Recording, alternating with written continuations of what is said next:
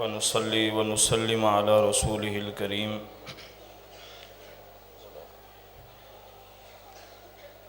أما بعد فأعوذ بالله السميع العليم من الشيطان الرجيم بسم الله الرحمن الرحيم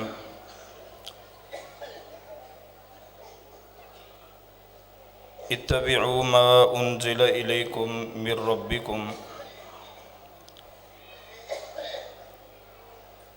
أو كما قال النبي صلى الله عليه وسلم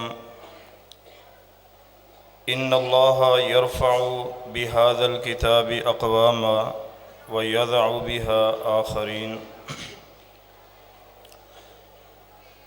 ہر قسم کی تعریف اور تسبیح کے لائق اللہ وحدہ لا شریک کی ذات ببرکات ہے۔ انگنت لا تعداد بے حد و حساب درود و سلام ہو امام الانبیاء جناب محمد الرسول اللہ صلی اللہ علیہ وسلم کی ذات طیبہ پر۔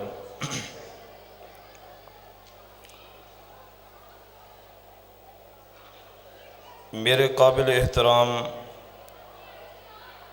ذی وقار علماء کرام جو اس وقت ماشاءاللہ سٹیج کی زیب و زینت ہیں،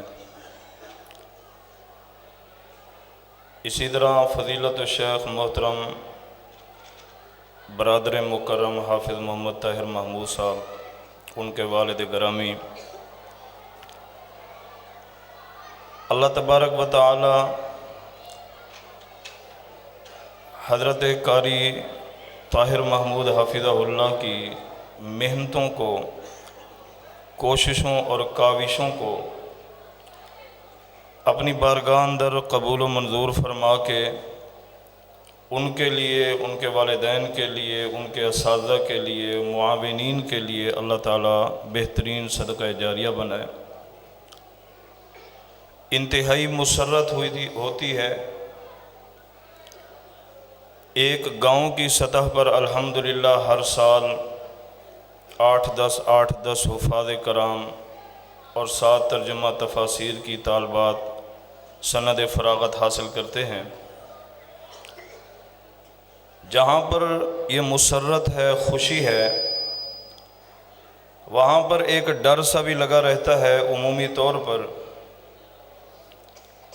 شیاطین ہمیشہ دینی درسگاہوں پر، جہاں پر اعلاء کلمت اللہ کا کام ہوتا ہو، وہاں پر شیطان 24 گھنٹے حملہ آور ہوتا ہے۔ بہرحال اللہ تعالیٰ آپ کے مرکز کو، آپ کی جماعت کو، آپ کے امام و خطیب کو شارعین کے شر سے، حاسدین کے حسد سے اللہ اپنی حفظ و امان میں رکھے۔ محترم بھائیوں اور قابل احترام بزرگوں، ہمارے اس ملک پاکستان میں مساجد اور مدارس کی تعداد میرے خیال میں بے حساب ہے۔ ہر مکتب فکر کی، ہر جماعت کی، ہر مذہب کی علیحدہ علیحدہ انفرادی طور پر بڑی بڑی مرکزی مساجد بھی ہیں، دینی درسگاہیں بھی ہیں، اور اس سے بڑھ کر ہر شہر میں، ہر علاقے میں دینی کتب کے بڑے بڑے کتب خانے، بڑی بڑی دکانیں، بڑی بڑی مارکیٹیں موجود ہیں۔ اس سے ایک ہاتھ آگے چلیں، میڈیا کا دور ہے، ہر شخص کی جیب کے اندر بہترین قسم کا موبائل ہے اور سارا دین اسلام اس موبائل فون کے اندر موجود ہے۔ اس دور میں، گئے گزرے دور میں، ہمارے معاشرے کے اندر بڑے سے بڑے آپ کو مفتی بھی ملیں گے، دانشور بھی ملیں گے، علماء بھی ملیں گے، فضلاء بھی ملیں گے، لیکن دنیا کا ایک سروے ہے کہ ایمانداری کے موضوع پر، ایمانداری کی دوڑ میں ہمارا خصوصی طور پر ملک پاکستان 138، 68 یا 60 یا کم و بیش اس سے 100 سے تجاوز کر چکا ہے ایمانداری کے حوالے سے۔ فرض کیا جی 142ویں نمبر پر ایمانداری میں پاکستان ہے۔ جبکہ ایک سروے کے مطابق عمرہ کرنے کی تعداد کے حوالے سے ملک پاکستان جو ہے یہ پہلے نمبر پر ہے۔ حجاج کرام کی تعداد کے حوالے سے یہ کوئی 8ویں 10ویں نمبر پہ ہے۔ اتنے سارے دینی ماحول سے وابستہ ہونے کے باوجود ہم ایک اچھا اور مہذب معاشرہ کیوں نہیں بن سکے؟ ایک لمحہ فکریہ ہے، میں چند منٹوں کے لیے آپ سے ہم کلام ہونے کی کوشش کر رہا ہوں۔ اللہ سے دعا ہے جو میں بیان کروں آپ سنیں، مجھے اور آپ کو اللہ عمل پیرا ہونے کی توفیق بخشے۔ حضرت نبی کائنات علیہ السلام کے ایک صحابی ہیں جن کا نام ہے حضرت سعد بن معاذ رضی اللہ تعالیٰ عنہ۔ جلیل القدر صحابی ہیں۔ اللہ کے نبی صلی اللہ علیہ وسلم کے ساتھ مل کر انہوں نے کفار کے مقابلے میں چند ایک جنگیں بھی لڑی ہیں۔ ان کی ایک دفعہ وفات ہوئی، ایک جنگ سے یہ فاتح ہو کر نبی پاک صلی اللہ علیہ وسلم اور صحابہ جب آئے واپس تو ان کو شدید زخم ہے۔ ان زخموں کی تاب نہ لاتے ہوئے کچھ دنوں کے بعد ان کی شہادت ہوتی ہے۔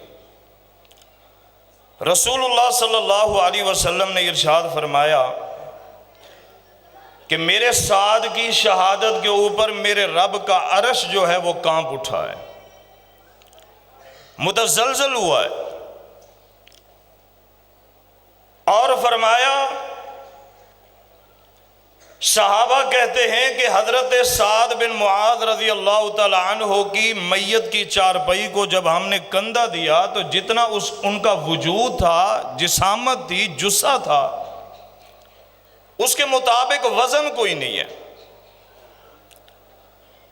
اللہ کے پیغمبر جناب محمد رسول اللہ صلی اللہ علیہ وسلم نے ارشاد فرمایا کہ میرے صحابہ آپ اکیلے نہیں تھے، اس کی میت کی چارپائی کو کندھا دینے والے اللہ کے ملائکہ بھی موجود تھے۔ پھر فرمایا کہ حضرت سعد رضی اللہ تعالی عنہ کی نماز جنازہ میں لگ بھگ کم و بیش 70,000 فرشتے شامل ہوئے، اور ٹوٹل اللہ کے نبی صلی اللہ علیہ وسلم کی معیت میں رہ کر ان کو جو صحابیت کا درجہ اور شرف ملا ہے، ٹوٹل کتنا عرصہ ہے؟ با اختلاف روایات کم و بیش 4 سال کا عرصہ ہے۔ 4 سال میں اس شخص نے اپنے نفس کا وہ تزکیہ کیا، اپنے آپ کو ایسا سدھارا، اپنے آپ کو اللہ کے لیے ایسا وقف کیا، 4 سال کے اس بہترین عرصے میں وہ کمال حاصل کیا۔ آسمان سے اللہ کے ملائکہ میت کی چارپائی کو کندھا دے، 70,000 ملائکہ نماز جنازہ میں شامل ہو، آسمان کے رب کا عرش عظیم کانپ اٹھے۔ 4 سالوں میں اس شخص نے کیا محنت کی ہے جو میں اور آپ نہیں کر سکے؟ بچپن سے ماں باپ کے ساتھ ہمیں ایک تعلیمی ماحول ملا، والد کی انگلی کو پکڑ کر ہم بچپن سے مسجدوں کی اندر عبادت اور ریاضت کے لیے آ رہے ہیں، جوانی آئی، مساجد اور مدارس ہیں، بڑھاپا آیا، مساجد و مدارس میں ہیں، حتیٰ کہ داڑھی سفید ہو گئی، کمر جھک گئی، کمزوری لاحق ہو گئی، مساجد میں آنے سے قاصر ہو گئے، لیکن وہ مقام و مرتبہ ہم حاصل نہیں کر سکے جو حضرات صحابہ حاصل کر چکے ہیں۔ اس کی مین وجہ کیا ہے؟ اس کی مین وجہ یہ ہے، من حیث القوم ہم منافق لوگ ہیں۔ بڑی معذرت سے میں یہ گزارشات رکھنے لگا ہوں، من حیث القوم ہم منافق لوگ ہیں، 4 مرلے کی ہم نے مساجد بنائی، میں نے مسجد بنائی، اپنے محراب و منبر پہ کھڑے ہو کے اعلان کیا میری اس مسجد میں جو آمین نہیں کہے گا، رفع الیدین نہیں کرے گا، فاتحہ خلف الامام کا قائل نہیں ہے، گٹے سے گٹا نہیں جوڑے گا، میں اس کو کافر کہتا ہوں۔ میرا فریق مخالف کھڑا ہوا، اس نے اپنی 2 مرلے کی مسجد بنائی، دروازے پہ لکھ دیا جس نے اکابر پرستی نہ کی میرے نزدیک وہ کافر ہے۔ تیسرا کھڑا ہوا، اس نے کہا میری مسجد میں، میرے مرکز میں جس انسان نے محمد رسول اللہ صلی اللہ علیہ وسلم کا میلاد نہ منایا، جشن نہ منایا، آپ کے میلاد کی خوشی کا اہتمام نہ کیا، گھروں پہ چراغاں نہ کیا، میرے مذہب کے مطابق وہ کافر ہے۔ چوتھا کھڑا ہوا، اس نے کہا غم حسین میں شہادت حسین کو ایک منبع بنا کر، ایک دعویٰ بنا کر، جس نے اپنے جسم کے اوپر برچھیں نہ ماری، خنجر نہ چلائے، اپنے آپ کو زخمی نہ کیا، وہ میرے نزدیک کافر ہے۔ چاروں سمت سے، ہر طرف سے کفر کے فتوے لگتے ہیں۔ مذاہب کے لیے، عبادت کے لیے جو مسجدیں بنی تھی، جن کے بارے میں کائنات کا رب کہتا ہے وَأَنَّ الْمَسَاجِدَ لِلَّهِ فَلَا تَدْعُوا مَعَ اللَّهِ أَحَدًا، مساجد اللہ کا گھر ہے، اللہ کے علاوہ ان گھروں کے اندر کسی کی عبادت نہیں، کسی کی ریاضت نہیں، کسی کی بات نہیں ہو سکتی، کسی کا قول نہیں آ سکتا۔ یہاں پر اگر بات گونجے گی اللہ کی گونجے گی یا اس کے نبی محمد رسول اللہ کی گونجے گی صلی اللہ علیہ وسلم۔ لیکن حالات عجیب ہیں، کفر کے فتوے ہیں، نفرت پھیلائی جا رہی ہے۔ آج یہ مساجد، انتہائی معذرت سے کہتا ہوں، یہ ہماری مساجد ہمارے نام سے یہ منسوب ہیں تو اللہ کا گھر، لیکن اللہ معاف فرمائے ہمارے کردار کی وجہ سے یہ دار الندوہ کا ایک نقش پیش کر رہی ہے۔ سازشی سنٹر ہیں یہ، انتہائی معذرت سے کہہ رہا ہوں۔ ہم نے مساجد کو مساجد نہیں سمجھا، ہم نے ان کو سازش سنٹر بنایا، پلاننگ ہاؤس بنایا، فتنے کا مرکز بنایا۔ لوگ آتے ہیں اپنے بچوں کو انگلی کے ساتھ لگا کے یہاں پر سکون حاصل کرنے آتے ہیں، لیکن ہم یہاں پر دیکھتے ہیں ان بچوں کو جو ہم ماحول دے رہے ہیں، جو تربیت دے رہے ہیں، وہ آتے یہاں پر اللہ کا دین سیکھنے ہیں، لیکن ہم سے وہ نفرت کے سبق سیکھ کر جاتے۔ ایک دور تھا، امام ابن تیمیہ رحمہ اللہ ایک سفر پہ جا رہے ہیں۔ جب وہ ایک علاقے میں پہنچے جس علاقے کا نام ہے واسط، واسط علاقے میں جب وہ پہنچے، واسط علاقے کو واسط اس مناسبت سے کہتے ہیں کہ یہ کوفہ اور بصرہ کے بالکل درمیان میں۔ آپ اس واسط سے کوفے کا سفر دیکھیں 150 میل ہے، بصرے کا سفر دیکھیں 150 میل ہے، بالکل درمیان میں یہ علاقہ، اس کو واسط کہتے ہیں۔ یہاں پر جب امام صاحب آئے تو اس علاقے کا ایک گورنر ہے، اس نے امام ابن تیمیہ رحمہ اللہ کو کہا کہ آپ ایسا کریں، ہمارے علاقے سے منسوب ایک کتاب عقیدے کے عنوان پر لکھ کر دیں۔ فرمایا اللہ کے بندوں، لکھنے کی کیا ضرورت ہے، کافی ساری عقیدے کی کتابیں موجود ہیں، انفرادی طور پر آپ کے قبیلے سے منسوب میں کوئی کتاب بلا کیوں لکھوں گا؟ انہوں نے کہا بڑی مہربانی، آپ لکھ دیں۔ نماز عصر پڑھی امام صاحب نے، نماز عصر پڑھی اور کتاب لکھنے بیٹھ گئے۔ کتاب کا نام رکھا العقیدۃ الواسطیہ۔ یہ الحمدللہ ہمارے اہل حدیث مدارس میں بچوں کو بھی بچیوں کو بھی تیسرے چوتھے سال کے اندر یہ پڑھائی جاتی ہے۔ بڑی جامع ترین کتاب ہے، اور ہمارے مساجد اور مدارس کے جو علماء کرام یا معلمات ہیں پورا سال لگ جاتا ہے اس کتاب کو پڑھاتے پڑھاتے. ایسی جاندار عقیدے کی ضخیم ترین کتاب ہے. عصر کی نماز پڑھ کر لکھنا شروع کیا، ایک ہی مجلس میں ایک ہی وقت میں نماز مغرب سے پہلے پوری عقیدے کی کتاب لکھ کر سامنے رکھ دی. یہ افراد ہم کیوں نہیں پیدا کر سک رہے؟ ہم یہ افراد کیوں نہیں پیدا کر سکتے؟ اس کے پیچھے بھی کئی ایک وجوہات ہیں. مدارس کے سفیر حضرات آتے ہیں کہ جی ہمارا مدرسہ ہے، ہم اس کو اللہ کے فضل و کرم سے، جماعتی احباب کے تعاون سے، اللہ کی رحمت سے ہم اس کو چلاتے ہیں. ہماری مساجد کے اندر یہ سختی ہوتی ہے، مساجد کے فنڈ روکے جاتے ہیں، مساجد کے فنڈ روکے جاتے ہیں. یہ دین کے ساتھ محبت کی دلیل ہے؟ یہ محبت کی دلیل ہے؟ یہ بغض ہے. اعلاء کلمت اللہ کو ہم دباتے ہیں، حد الوسع کوشش کرتے ہیں. اور میں بڑا خوف زدہ ہوں. یہ ماشاءاللہ خوبصورت چہرے، بہترین قسم کے رومال پہنے ہوئے، وردی پہنی ہوئی حفاظ کرام بنے ہیں. میں ان کے مستقبل سے خوف زدہ ہوں. یہ کہیں معاشرے کی تیز و تند ہواؤں طوفانوں کی زد میں نہ آ جائیں.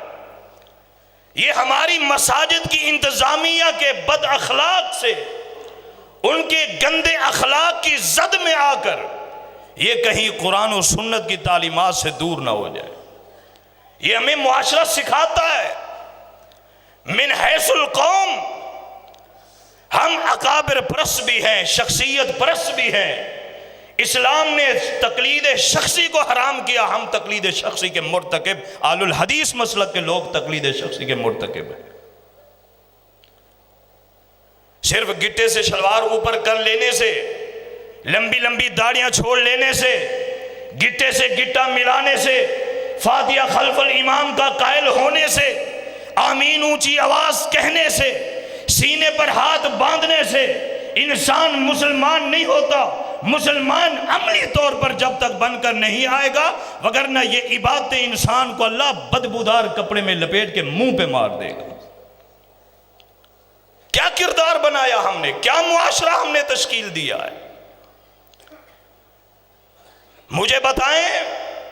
بڑی معذرت سے میرے ساتھ آئیں، آسے پاسے دائیں بائیں ماشاءاللہ امام و خطیب تشریف فرمائیں. مجھے بتائیں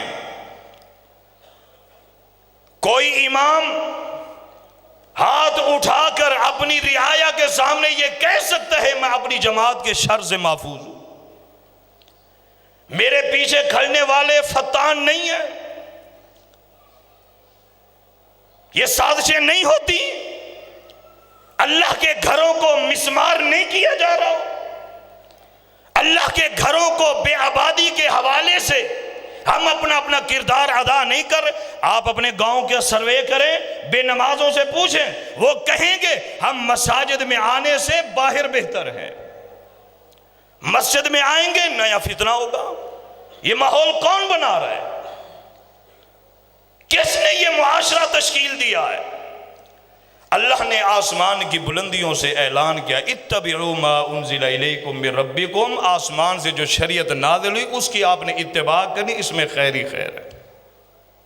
مجھے یاد آتا ہے امام ترمذی رحمہ اللہ کے استاد ہیں حضرت عبداللہ ابن مبارک رحمہ اللہ، جلیل القدر شخصیت ہے، چوٹی کے محدث ہیں. ان کے پاس آیا ایک پراپرٹی ڈیلر. اس نے کہا جی آپ کا ایک پڑوسی ہے، وہ مکان بیچ رہا ہے، اگر آپ کہیں میں درمیان میں حائل ہو کر آپ کو وہ سستے داموں لے کر دوں. پوچھا میرا پڑوسی ہے اور وہ مکان بیچ رہا ہے. کون ہے جی؟ غیر مسلم ہے. کون ہے؟ غیر مسلم ہے، مکان بیچ رہا ہے. عبداللہ بن مبارک محدث اعظم کا پڑوسی ہے. پوچھا کیوں بیچ رہا ہے؟ کہا جناب گھر کا کوئی فرد بیمار ہے، یا خبر وہ مقروض ہے، بہرحال وہ کسی پریشانی میں مبتلا ہے، اس کے پاس سرمایہ کوئی نہیں اپنی اس مصیبت سے چھٹکارا حاصل کرنے کے لیے. پھر وہ کیا کر رہا ہے؟ مکان بیچ رہا ہے. کہا ایسا کرتے ہیں، تجھے درمیان میں حائل ہونے کی ضرورت کوئی نہیں ہے، میں اس سے ڈائریکٹ رابطہ کروں گا، میں اسے پوچھوں گا کیوں بیچ رہا ہے، کیا وجوہات ہے، میں پوچھوں گا. رات کی اندھیری چھائی، دروازے پہ دستک دی، بندہ باہر آیا. اس نے دیکھا کہ وقت کا محدث ہے، ایسا عظیم و شان شخص ہے، میرے دروازے پہ کھڑا ہے. وہ ہمسایہ پریشان ہو گیا. کہا پریشان ہونے کی ضرورت نہیں ہے، میں نے سنا مکان بیچ رہے ہیں. جی میں مکان بیچ رہا ہوں. کیا مسئلہ ہے؟ جی یہ مسئلہ ہے. پیسہ کوئی نہیں ہے؟ جی کوئی نہیں ہے. فرمایا یہ لو، میں کچھ پیسے یہ تھیلیوں میں بھر کے لایا ہوں، آپ اس کو میری طرف سے تحفتاً قبول کر لیں. مکان نہیں بیچنا، مکان کوئی نہیں بیچنا، یہ میری طرف سے آپ کے لیے حوصلہ افزائی ہے، تحفہ ہے، آپ اس کو اپنے پاس رکھیں. اس نے کہا جی میں ایسے تو نہیں لوں گا. پھر کیسے لوگے؟ کہا مجھے تھوڑا سا ٹائم دو. اندر گیا، غسل کیا، اچھا لباس پہنا، دروازے پہ دوبارہ آیا، زبان سے اشہد ان لا الہ الا اللہ و اشہد ان محمد رسول اللہ کی صدائیں بلند کر رہا ہے. کردار ہے، کردار بولا ہے نا. آپ سب کو میں چیلنج سے کہتا ہوں، کوئی ایسا بندہ الا ما رحم ربی، میرے سمیت ہم میں سے کوئی ہاتھ کھڑا کرے کہ میرے اخلاق حسنہ کو دیکھ کر، میرے اسلامی اخلاق حسنہ کو دیکھ کر کوئی غیر مسلم مسلمان ہوا ہے. غیر مسلم مسلمان ہونا دور کی بات ہے، ہم نے مساجد کو ویران کر دیا ہے اپنے اخلاق سیئہ سے، گندی زبان سے، گندے کردار سے، گندی سوچ سے، گندے منہج سے. ہتھیلی پہ لیے پھرتے ہیں جی میں اہل الحدیث ہوں، ایمان بیچتا ہوں، میں مسجد و مدارس کا ذمہ دار ہوں. بڑے بڑے ہم نے لوگ دیکھے، مساجد و مدارس کے خلاف تنظیموں نے کام کیے، بڑی بڑی جماعتیں آئیں، بڑے بڑے لیڈر آئے جنہوں نے کہا ضرب یضرب نے ہمیں کیا دیا؟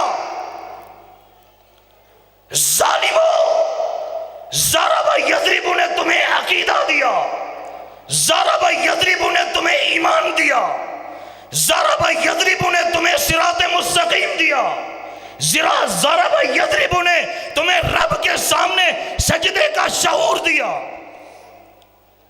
ضرب یضرب نے کچھ نہیں دیا.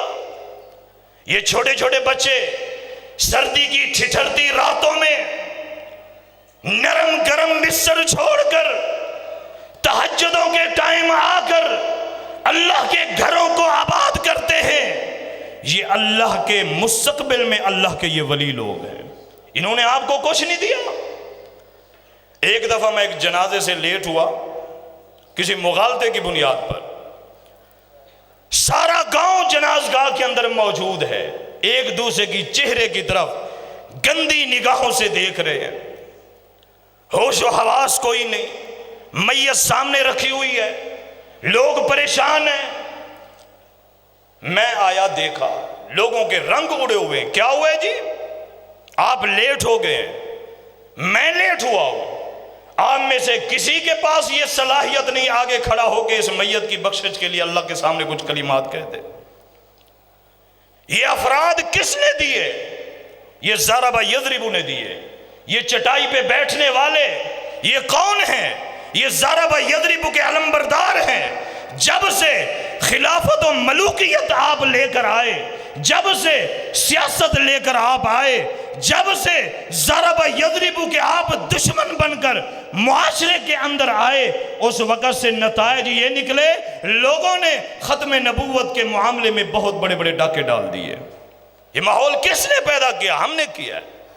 جب ہماری مسجد میں کفر کے فتوے لگتے ہیں، ہم جب کسی کے غیر مذہب شخص کو اپنی مسجد میں برداشت کرنے کے لیے تیار نہیں ہوتے، پھر لوگوں نے نبوت کے دعوے بھی کیے ہیں. بس آخری چند ایک منٹ مجھے درکار ہے.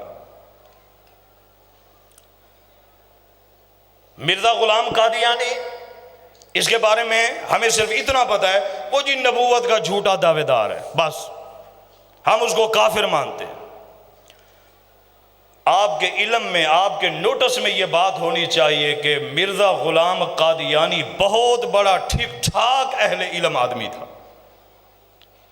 یہودیت کے ساتھ، عیسائیت کے ساتھ جب یہ مناظرے کرتا تھا، جب یہ مسلمان تھا، ان کی بس کرا دیتا تھا۔ اور ایک مسلمانوں کے طبقے کے بہت بڑے ادارے کا فارغ التحصیل بھی ہے۔ بیٹھے بیٹھے اس نے ایک بار کہا، لوگو میری بات سنو۔ لوگ متوجہ ہو گئے۔ کہا یہ جو اللہ کی وحی ہے یہ اللہ کی رحمت نہیں؟ لوگوں نے کہا ہاں ہے تو رحمت۔ بس خاموش ہو گیا۔ عرصہ گزر گیا، لوگ اس بات کے اوپر غور و فکر کریں، یار وہی اللہ کی رحمت ہے۔ تھوڑے عرصے کے بعد پھر مجلس لگی، لوگ کٹھے ہوئے، وعظ و نصیحت کرتے کرتے کہہ رہا ہے کہ اللہ کی رحمت کبھی بند ہو سکتی ہے؟ نہیں۔ لوگوں نے کان کھڑے کر لیے، یار بات تو اس کی بالکل ٹھیک ہے، ہو اللہ کی رحمت اور وہ بند ہو جائے، نہیں ہو سکتا۔ لوگ اب اس بات کو ذہن میں بٹھا کے سوچ و بچار میں ہیں، چل پھر رہے ہیں، ذہن میں یہ بات گردش کر رہی ہے کہ وہی اللہ کی رحمت ہے اور رحمت کبھی بند نہیں ہوتی۔